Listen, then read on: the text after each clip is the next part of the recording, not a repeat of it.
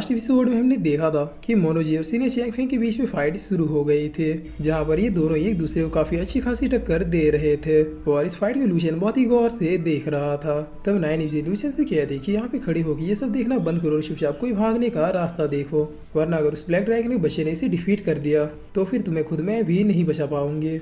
जिस पर लूशियन कहता है कि ये तुम क्या कह रही हो, senior Chang Feng best of best cultivator है, उन्हें भला ये मोनोजी डिफीट कैसे कर सकता है। जिस पर नाइन यूजी कहते हैं कि इस पूरे वर्ल्ड में एक मामूली कल्टीवेटर के लिए सबसे बड़ा श्राप ये है कि वो चाहे कितना ही मेहनत क्यों ना कर ले, लेकिन एक पावरफुल बैकग्राउंड का कल्टीवेटर हमेशा ही उससे आगे निकल जाता है। और यही बात इन दोनों में भी लागू होती है। सीनियर चैंग फेंग पावरफुल है, लेकिन उसका कोई खास या फिर पावरफुल फैमिली बैकग्राउंड नहीं है, इसलिए अभी तक उसने जो भी शक्ति अचीव की है अपने दम पे अचीव की है।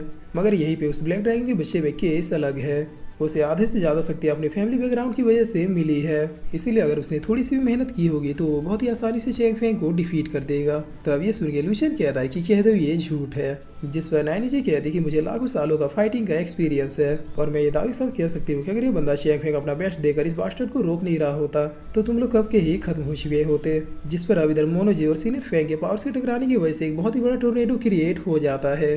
तब ये देखे लूशियन कहता है कि क्या सच में सीनियर चैंग फेंग हार जाएंगे।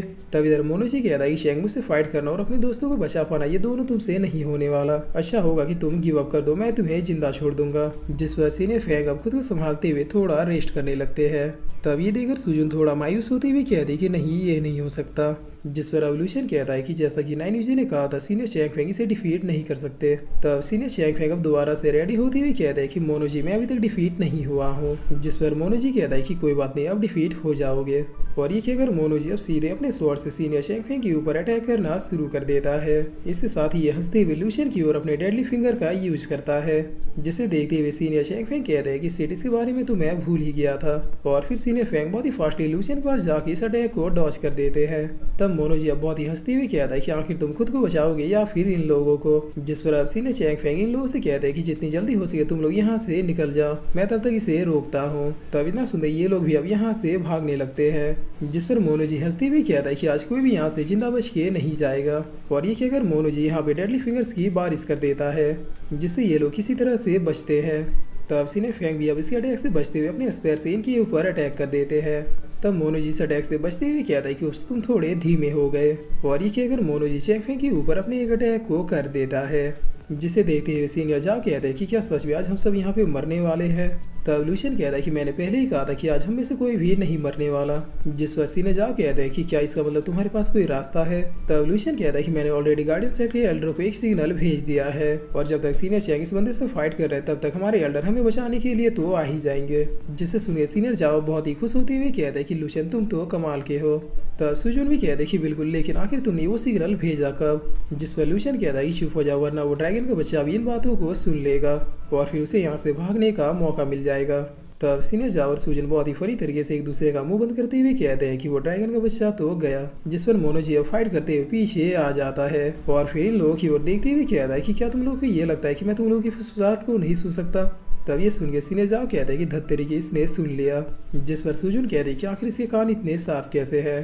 तब मोनोजी कहता है कि अच्छा तो तुम लोगों का ये प्लान है। जिस पर अब सीनियर जाओ कहता है कि तुमने तो बातों को दिल में ले लिया, हम तो बस मजाक कर रहे थे, हमारी हेल्प करने के लिए कोई भी नहीं आने वाला। तब मोनोजी कहता है कि वेल चूंकि अब यहाँ पे एल्डर्स आने वाले हैं इसीलिए मैं तुम लोगों से फिर कभी खेलूंगा। और ये कहकर मोनोजी यहाँ से भागने लगता है। जिस पर सीनियर फेंग से चेंज करते हुए कहता है कि तुम यहाँ से नहीं भाग सकते। तब मोनोजी सीनियर फेंग के ऊपर एक अटैक करते हुए कहता है कि वेल तुम्हारा और मेरा तो चलता रहेगा, चलो मैं तुमसे फिर कभी बाद में मिलूंगा। तब इस अटैक की वजह से यहाँ पे चारों तरफ धुआं धुआं ही हो जाता है और मोनोजी चुपचाप यहाँ से भाग जाता है। जिस पर जाओ कहता है कि हमेशा की तरह ये फिर से भाग गया। तब सीनियर फेंग अब लूशियन के पास आते हुए कहता है कि आखिर तुमने एल्डर को सिग्नल कब भेजा। जिस पर मिजून कहती है कि हाँ मैंने भी ये नहीं देखा। तब लूशियन कहता है कि अगर आप लोग उसे देख लेते या फिर नोटिस कर लेते इसका मतलब मोनोजी भी उसे नोटिस कर ही लेता, इसलिए मैंने बहुत ही बारीकी से उस सिग्नल को भेजा था। जिस पर मिजून कहते कि वेल ये भी सही है। तब सीनियर जाओ कहता है कि चूंकि वो मोनोजी यहाँ से जा चुका है इसलिए अब हमें भी यहाँ से चलना चाहिए। जिस पर लूशियन यहीं बैठते हुए कहता है कि नहीं हमें एल्डरो का वेट करना चाहिए, उनके साथ ही गार्डियन सेट में लौटना ज्यादा सेफ रहेगा। तब सीनियर जाओ कहता है कि हाँ ये भी सही है वरना वो मोनोजी दोबारा भी आ सकता है। जिस पर अब कुछ देर बीतने के बाद सुजुन कहती है कि आखिर अभी तक एल्डर आए क्यों नहीं। तब इधर लूशियन के अंदर से नाइन उसे कहती कि ठीक है अब तुम नाटक करना बंद कर सकते हो, वो बादशाह अब सच में यहाँ से जा चुका है। जिस पर लूशियन अब एक लंबी सांस लेते हुए कहता है कि फाइनली वो ड्रैगन का बच्चा यहाँ से चला ही गया। तब ये सुन के सीनियर जाओ बहुत ही शौक होते हुए कहता है कि क्या वो अभी तक यहाँ से नहीं गया था। जिस पर लूशियन कहता है कि बिल्कुल उसने अपनी शक्तियों से खुद को हाइड कर लिया था, मगर अब टेंशन लेने वाली बात नहीं है क्योंकि वो फाइनली यहाँ से जा चुका है। जिस पर सुजुन कहता है कि लूशियन आखिर अभी तक एल्डर आए क्यों नहीं। तब लूशियन कहता है कि बिना कोई सिग्नल या फिर मैसेज मिले वो भला कैसे आएंगे। जिससे सुनिए सीनियर जाओ कहता है कि क्या लेकिन तुमने तो कहा कि तुमने उन्हें सिग्नल भेजा है। तब लूशियन कहता है कि क्या ऐसा हो सकता है कि मैं कोई सिग्नल भेजूं और सीनियर चैंग फेंग को भी पता ना चले। ये सब तो बस उस मोनो जी को कंफ्यूज करने का तरीका था। जिससे सुनिए सीनियर जाओ कहते हैं कि अरे बाप रे ये तो झूठा नंबर 1 निकला। तब सुजुन कहते हैं कि लूशियन में इतने कॉन्फिडेंस से सच नहीं बोल पाती और तुम झूठ कैसे बोल लेते हो।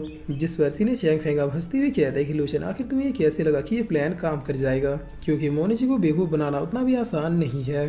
तब लूशियन कहता है कि मुझे पहले ही पता था कि मोनो जी को इस बात पर भरोसा नहीं होगा और वो भागने के बहाने हाइड होकर हमें ही देख रहा होगा। इसीलिए जब ब्रदर जाओ ने मुझे चलने के लिए कहा तो मैं यहीं पे बैठ गया और उन सारे डायलॉग्स को मार दिया। जिस पर मिस जून कहती कि और इसी वजह से उसे लगा कि यहाँ पे वाकई में एल्डर्स आने वाले हैं और वो फाइनली यहाँ से निकल गया।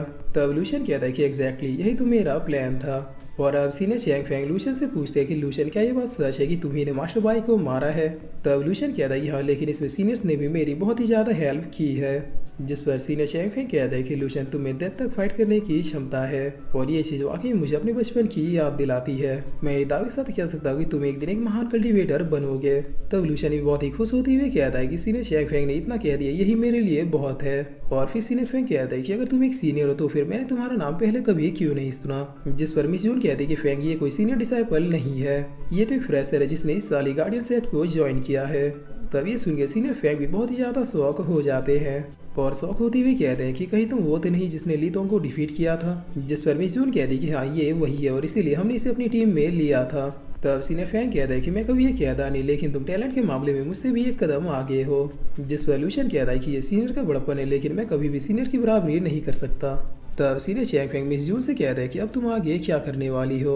जिस पर मिस जून कहते हैं कि हमारा मिशन व्हाइट ड्रैगन सुप्रीम के ट्रेजर को ढूंढना था जो कि कंप्लीट हो चुका है, इसीलिए अब हम लोग वापस गार्डियन सेक्ट में लौटने वाले हैं। तब सीनियर फेंग कहता है कि ठीक है चलो मैं भी तुम लोगों को गार्डियन सेक्ट तक छोड़ आता हूँ। अगर वो ड्रैगन का बच्चा दोबारा अटैक करता है तो इस बार मैं उसे छोड़ूंगा नहीं। और फिर इसी के साथ ये एपिसोड यहीं पे खत्म होता है।